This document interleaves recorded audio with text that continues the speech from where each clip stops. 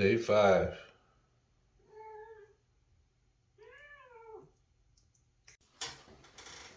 Hi everyone, welcome to day 5 of my journey, and here we are today at 277 and change. I'm so thrilled and grateful that the weight loss continues. It's just wonderful to feel. I'm starting to feel subtle changes in my body, and a little bit in, like, some usual clothes that I wear feel just a touch looser because some of that water weight's going down, so all good news there. The big thing that came up for me yesterday happened last night when my fiance Meg and I were out to eat after some errands, and I just brought the subject up to her that I was starting to feel a little bit guilty because, as I mentioned before, Megan is pregnant with our child who is due next year in May, and we are so excited and thrilled for that to happen.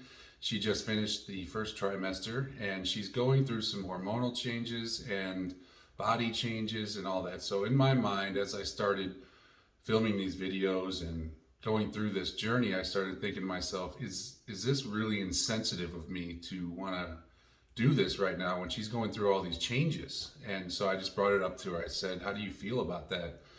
And Mag, being the beautiful person that she is, said, I support you 100% with everything you are doing. Yes, I did have some thoughts like, sure do wish I could go on this journey with you, but obviously being pregnant, she's going in the opposite direction. But in her supportive nature, she's said, I think you should continue on this journey. It's good for you. And it is, once we have the baby, then we can go back and do me after that, which made me laugh a little bit because that's just how funny she is. But it also made me realize another key motivation. I know I talked about motivation a couple days ago, but here's a new awareness, new insight. Yes, I would love to bring my body into alignment with my mind and spirit. But also another motivation that I didn't see coming was I have got to be in a better physical place for when our child is here. I've been struggling with back pain for the last year, very intense, to the point where my lower back will go out and spasm. It was once a month for about 6 months, where I'm going to the doctor, trying to get medicine, trying to figure out the problem.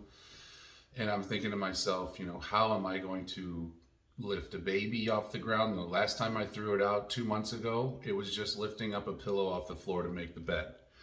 And so, there's no real rhyme or reason of when it goes out. So I started going to see a chiropractor and doing some exercises to strengthen myself there.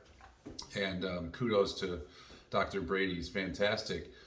But it just made me aware of that I'm also doing this not just for me, but for my family, so that I can show up 100% every day to be of service and help to Meg as we move through this parenting journey together, and to be of service to our child.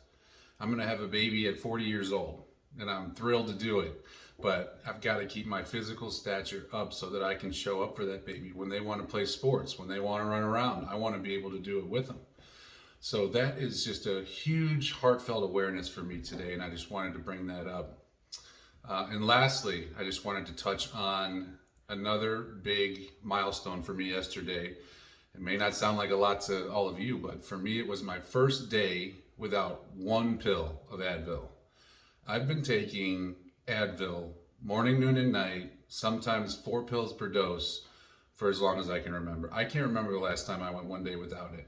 And the reason I stopped was, first, Dr. Brady brought it up to me, but also I stopped because I am a firm believer in that my body sends me signals. And if I'm masking those signals with Advil, how am I going to know how much pain there is, where the pain is, and start to explore into what my body's trying to tell me?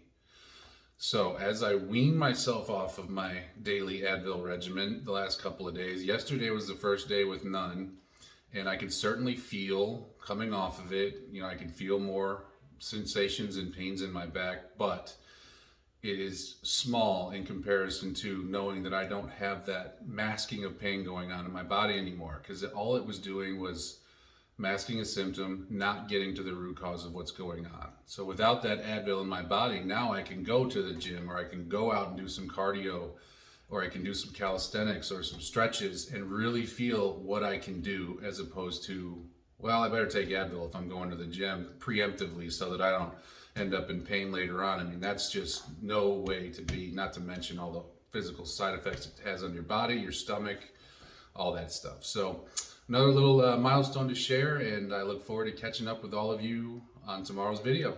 Have a great day.